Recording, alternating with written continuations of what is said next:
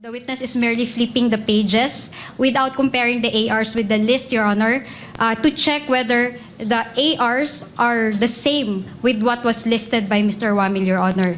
And the third one is that we note that the folders containing the ARs were not marked as exhibits of the prosecution, Your Honor. For the record, Your Honor. We are tempted to make a counter manifestation, Your Honor.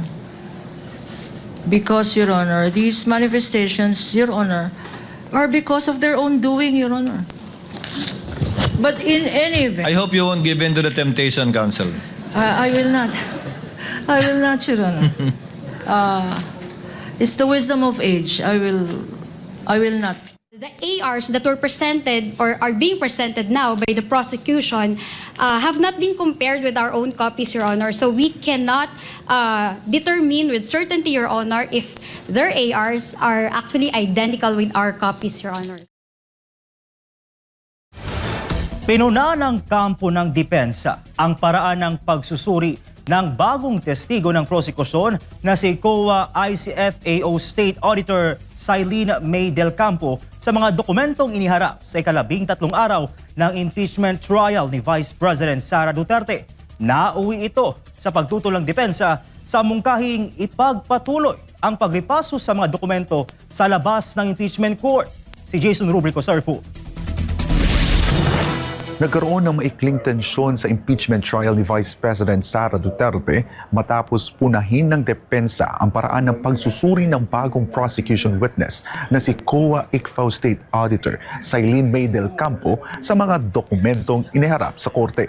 Sa ika-13 araw ng impeachment trial ni Vice President Sara Duterte, humarap bilang bagong testigo ng prosekusyon si COA ICFAO State Auditor Silene May Del Campo kaugnay ng Article 1 ng Articles of Impeachment na tumatalakay sa confidential funds.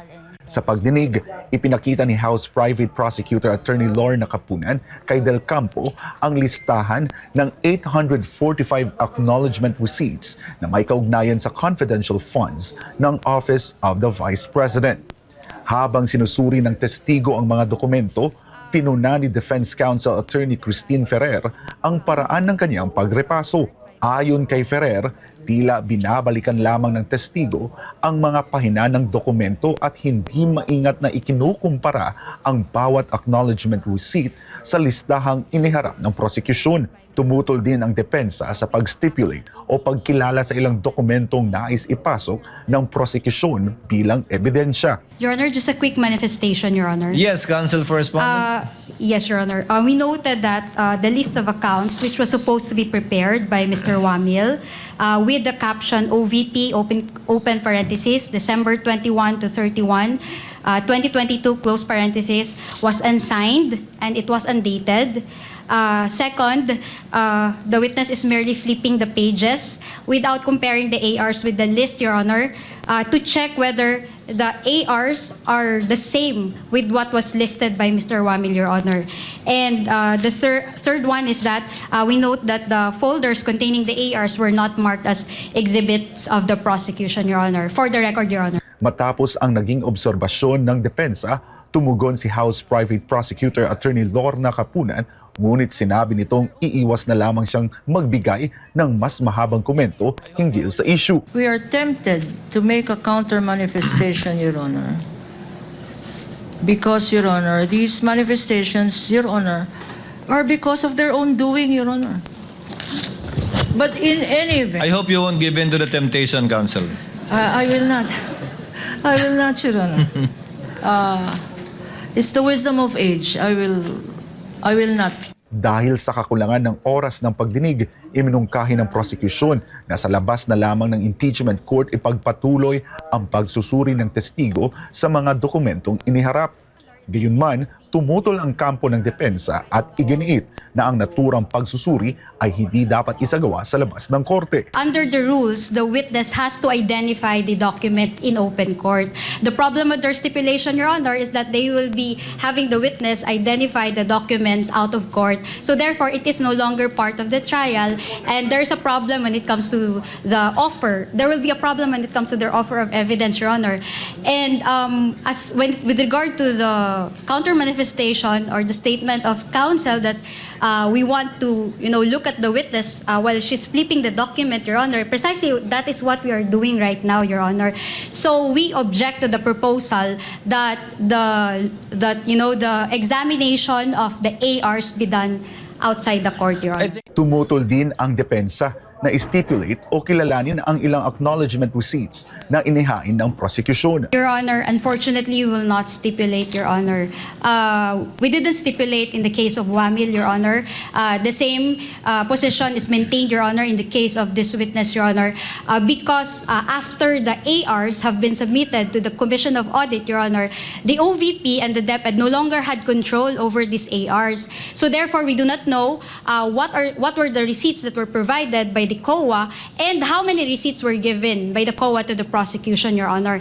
And second, these are not common exhibits because we did not mark those documents or ARs as our own. We didn't adopt them as our own evidence, Your Honor.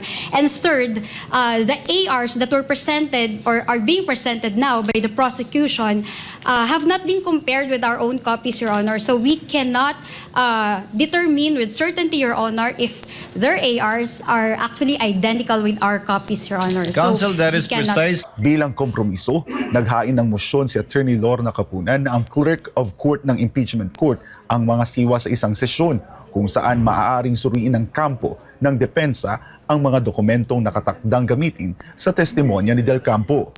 Pumayag ang depensa sa mungkahi ngunit nilinaw ni Attorney Christine Ferrer na hindi ito nangangahulugang otomatiko nilang tatanggapin o stipulate ang mga acknowledgement receipts at iginit din niyang ang schedule ng naturang pagsusuri ay dapat mapagkasunduan ng magkabilang panig. Kasunod nito, inatasan ni Presiding Officer Francis Escudero ang prosekusyon at depensa na magkasundo sa petsa ng pagsusuri sa mga dokumento.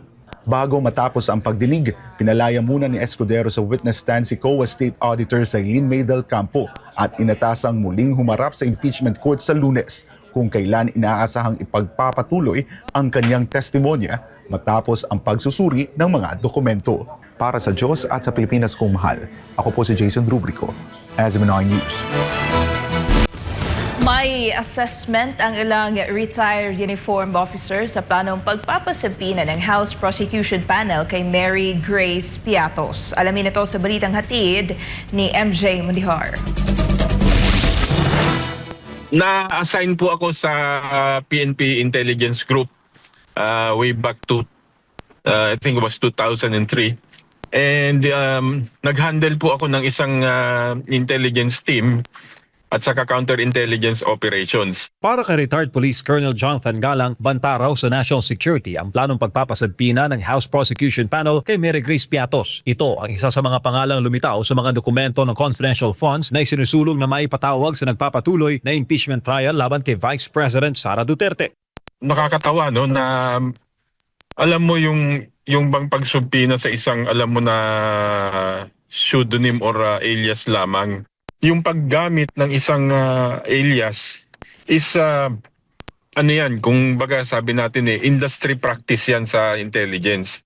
Ayon kay Galang, maaaring magdulot ng pangamba sa mga kasalukuyang intelligence asset ng gobyerno ang planong pagpapatawag kay Piatos.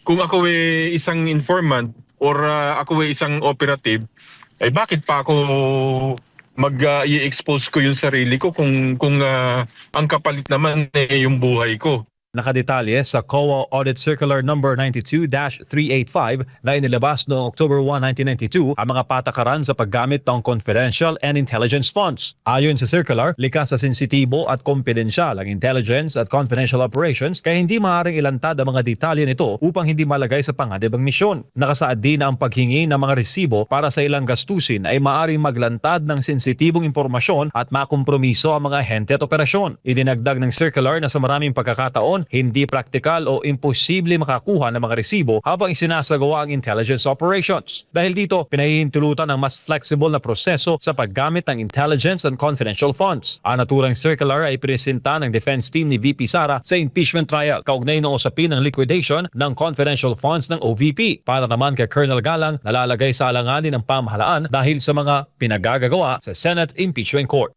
We're exposing the vulnerability and weakness ng ating proseso kung ilalabas natin sila So ito pwedeng gamitin, i-take advantage at i-exploit ng mga kalaban ng bayan.